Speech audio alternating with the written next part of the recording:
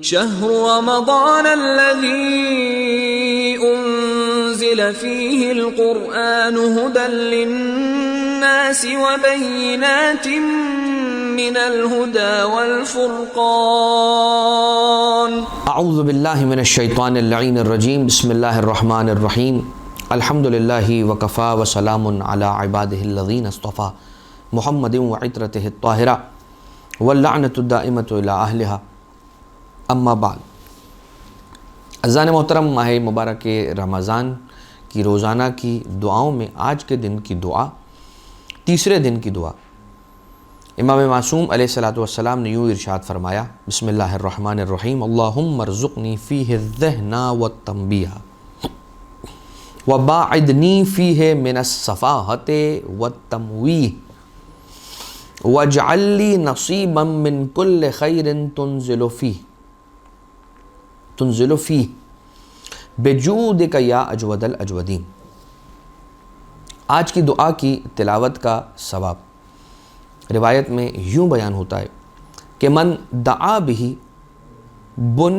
بنا اللہ بیتن فی جنت الفردوس، کہ من دعا بہ، جو اس دعا کی تلاوت کرے گا، بنا اللہ بیتن فی جنت الفردوس، پروردگار عالم اس شخص کے لیے جنت الفردوس میں گھر تعمیر فرمائے گا، فیہ 70,000 غرفۃ، اس گھر، اس محل کے اندر، اس بیت کے اندر، اس گھر کے اندر 70,000 غرفہ، 70,000 کمرے ہوں گے، من نور ساطع، کہ جو جس سے نور ساطع ہو رہا ہوگا، تو نور کے 70,000 غرفوں والا، 70,000 کمروں والا گھر پروردگار عالم اسے عطا فرمائے گا۔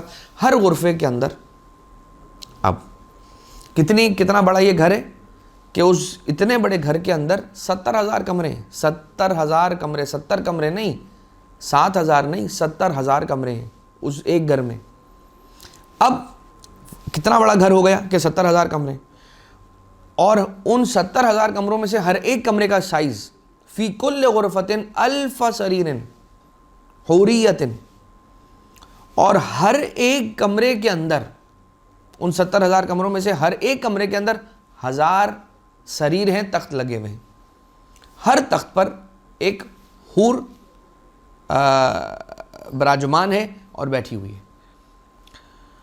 یدخل علیہ کل یوم 1000 ملک، اور اس پر ہر دن 1000 ملک نازل ہوں گے، بالہدایا من عند اللہ تعالی، کہ جو 1000 ملک جو اس کے پاس آ رہے ہیں ہر روز، وہ اللہ کی بارگاہ سے بیش بہا قیمتی ہدایہ اور تحفے لے کر اس کے پاس آ رہے ہیں۔ یہ ہے ثواب آج کے دن کی دعا کی تلاوت کا۔ دعا کے الفاظ کیا ہیں؟ پہلا جملہ، بسم اللہ الرحمن الرحیم، اللہم ارزقنی فیہ الذہن والتنبیہ، اے پروردگار مجھے ذہن، عقل، شعور عنایت فرما اور تنبیہ عنایت فرما۔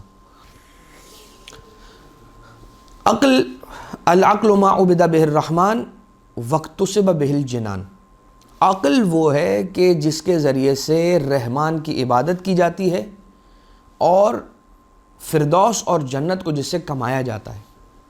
عقل وہ چیز ہے، یعنی کیا؟ اس کے معنی کیا ہوئے؟ اس کے معنی یہ ہوئے کہ سمجھداری نہیں کہا گیا، کہ فراست وہ نہیں ہے کہ جس سے عبد بہ الرحمن اور اکتسب بہ الجنان، یہ نہیں کہا گیا کہ فراست یہ ہے۔ عقل، العقل ما عبد بہ الرحمن واکتسب بہ الجنان، عقل کے ذریعے سے، یعنی کہ وہ لوگ جو فراست رکھتے ہیں، سمجھ بوجھ رکھتے ہیں، سب کچھ رکھتے ہیں، اور منطقی اعتبار سے بڑی اچھی انٹیکٹ سوچ رکھتے ہیں، لیکن اللہ کے امر کو بجا لانے میں پیچھے ہیں، پروردگار عالم کے حکم کو ماننے میں سست ہیں، وہ عقل نہیں رکھتے۔ اس لیے کہ عقل تو وہ ہے جس سے اللہ کی عبادت کی جائے اور جنت کمائی جائے۔ تو جو شخص سمجھ رکھ رہا ہے، ضروری نہیں ہے کہ وہ عقل رکھتا ہے۔ عقل والا وہی ہے کہ جو عبادت گزار ہے پروردگار کا، اور جو جنت کمانا جانتا ہے اور جو جنت کماتا ہے۔ عقل کا یہی کام ہے۔ عقل کا یہ کام نہیں ہے کہ اللہ کے حکم پر بحث بازی کر کے اللہ کے حکم کو جھٹلانے کی کوشش کی جائے۔ اللہ عقل اس بات کا نام ہے کہ اللہ کے حکم کے آتے ہی اس کو مان کر اس پر عمل کرنا شروع کر دے انسان. عقل یہ ہے.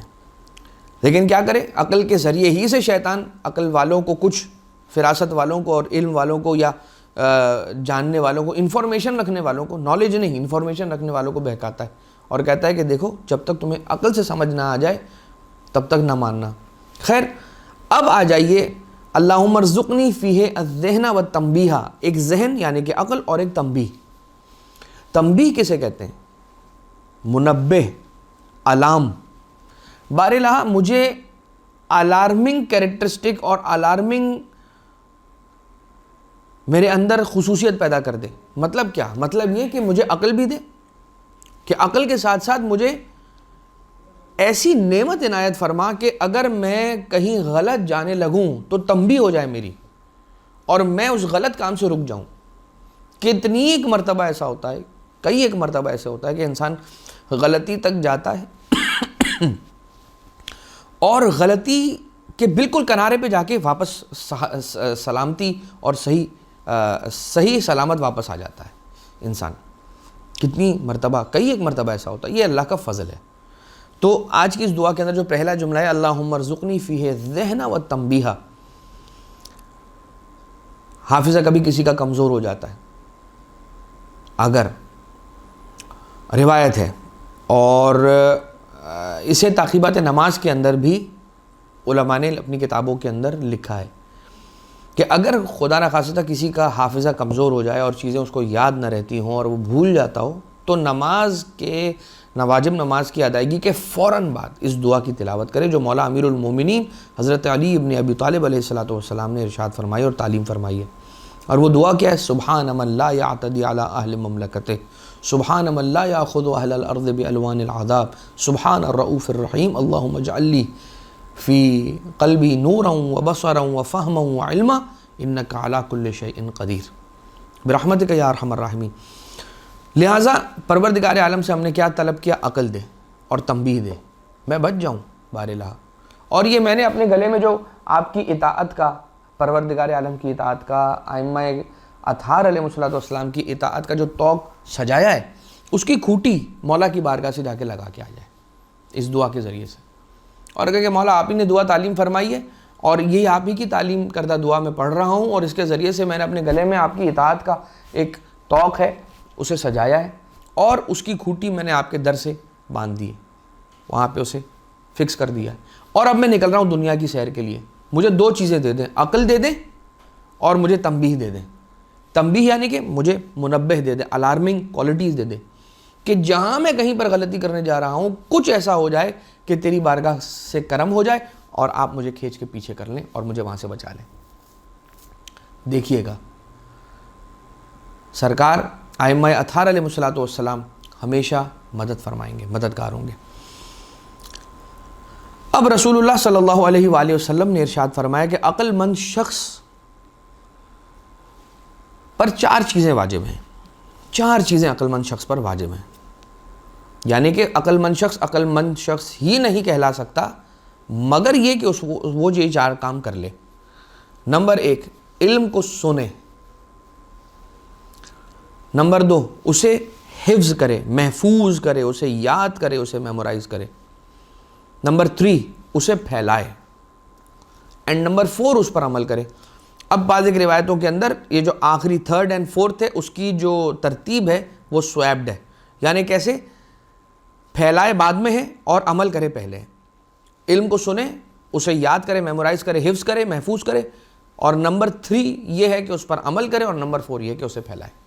اگر یہ 4 کام کر لیے تو وہ عقل مند کہلائے گا. مطلب کیا ہوا؟ پہلی بات ہے عقل مند ہونے کی شرطوں میں پہلی شرط ہے کہ علم کو سنے. ہم سنتے ہی نہیں ہیں. کوئی بات کرنا سٹارٹ کرتا ہے اور ہم کہتے ہیں تو غلط کہہ رہا ہے, یہ تو فلاں کی بات کر رہی ہے, فلاں کی بات کر رہی ہے, تو مطلب ہم سننے کو تیار نہیں ہیں کسی کی بات. اپنی بات سنانی ہے اور نہ فقط یہ کہ سنانی ہے بلکہ امپوز کرنی ہے. وَبَاعِدْنِي فِيهِ مِنَ السَّفَاهَةِ وَالتَّمْوِيهِ. سفیہ کہتے ہیں اس شخص کو کہ جو بے وقوف ہو اور جسے اپنا اچھا اور برا معلوم نہ ہو. سفیہ شخص جو اپنا مال ضائع کر دیتا ہو کہ جسے یہ نہیں پتا کہ مجھے اپنا مال کب کہاں خرچ کرنا ہے, کتنا خرچ کرنا ہے, کیسے خرچ کرنا ہے, کب خرچ کرنا ہے, کب مجھے بچانا ہے, اسے سفیہ کہتے ہیں.